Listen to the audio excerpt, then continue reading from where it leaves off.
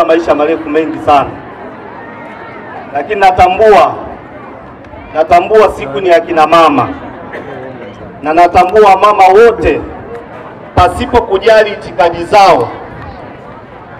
kujali itikadi zao wameunganishwa na umoja wa wanawake Tanzania, au uongo?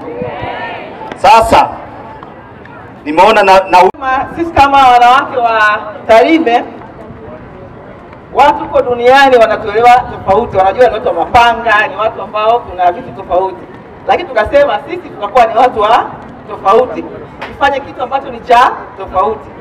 Kwa hiyo tumeandaa kwa wale ambao tayari wana kadi, tutakuwa pale Blue Sky leo, na pale wanawake wa Tarime, wanawake wa Mara watakunjua nyoyo zao. Wanawake oye! Wanawake safi!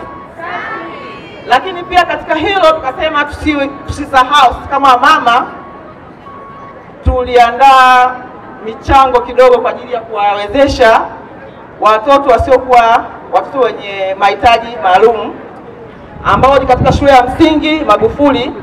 Pale tuna watoto wanasoma day, lakini tumejenga bweni, kwa hiyo itakuwa inahitaji vitanda na magodoro. Kuna wadau mbalimbali ambao wameweza kutuchangia, na kama wamama wa Tarime tutawakabidhi vifaa hivyo ili waweze kuvitumia, na baada hapo tutasajili shule hiyo kwamba itakuwa ni ya bweni na itaweza kuchukua watoto wote wa mkoa wa Mara ambao wana mahitaji maalum. Kwa nafasi hii naomba niweze kukaribisha afisa maendeleo ya jamii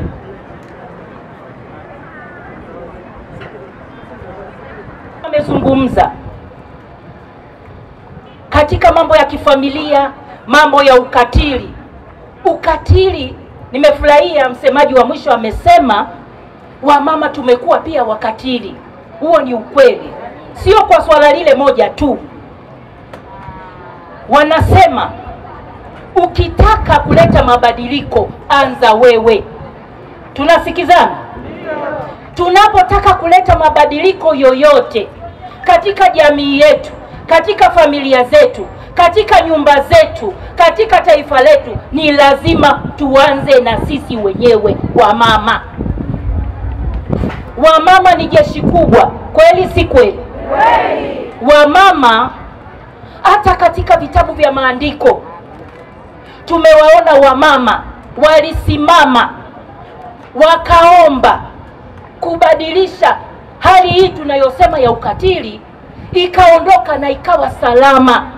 Tukawa na mkoa wa Mara salama. Tulimuona mwanamke Abigaili, kama mnamfahamu, mme wake alikuwa katili, si ndivyo? Mfalme akiwa mafichoni akataka akatuma watu wake wakapatiwe chakula. Alivomkuta yule baba Nabali, badala ya kuwasaidia akafanya nini? Akawatukana.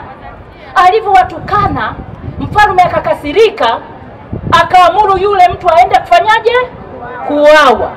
Lakini yule mwanamke kwa kulijua hilo, akachukua vile vyote vilivyotakiwa, akapeleka kwa mfalme, na baadaye akaenda kwa unyenyekevu, akaanguka miguuni kwa mfalme, akaomba nini? Aliuawa kuuawa. Tunasikizana wamama?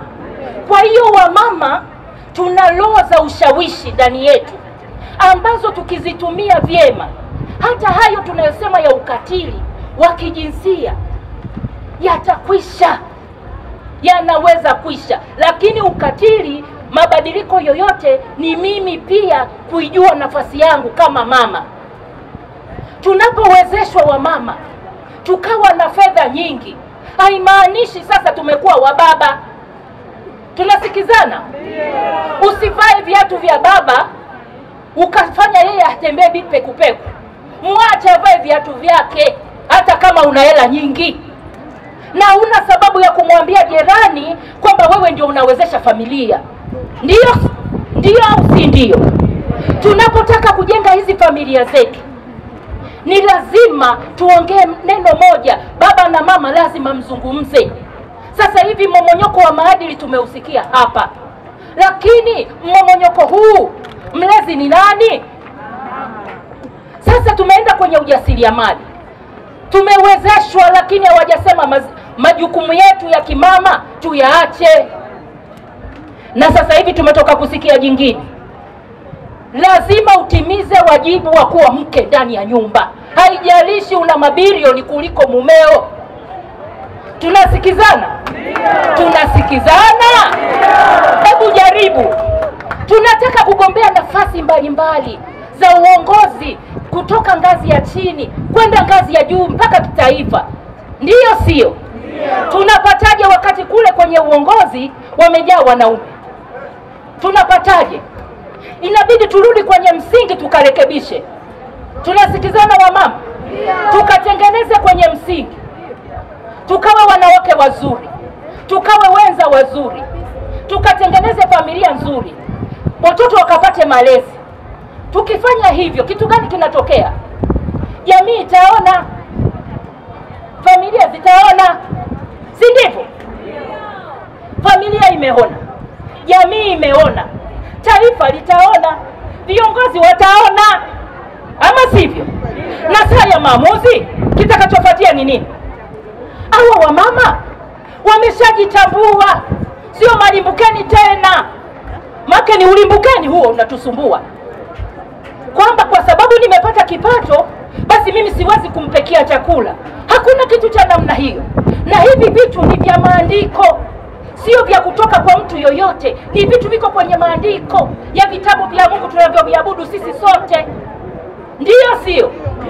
Sasa nimewaita hapa, tunaenda kufanya toba. Tuko kwenye mwezi wa toba katika madhehebu yote, si ndio? Tufanye toba kwetu sisi pale tulipoanguka, si ndio? Tukishamaliza tuombe rehema na Mungu atatufungulia mapya. Tutafungua ukurasa mpya katika maisha yetu. Mwaka 2025 utakuta wanawake wengi wanapita. Ndiyo si ndio? Basi kwa sababu hiyo naomba niongoze wimbo tukiwa tunajiandaa kufanya toba yetu, kwa kufanya toba na baadaye kumuomba Mungu atufungulie tena mlango pale tulipoanguka, tuweze kusamehewa na turuhusiwe tena kusimama kama wamama kwenye nafasi zetu, na mwisho wa siku Tarime, Mara, Tanzania yetu tutakuwa na mama bora, bila kusahau kupendana. Tuko pamoja wanawake wenzangu? Tuko pamoja? Basi tutaongoza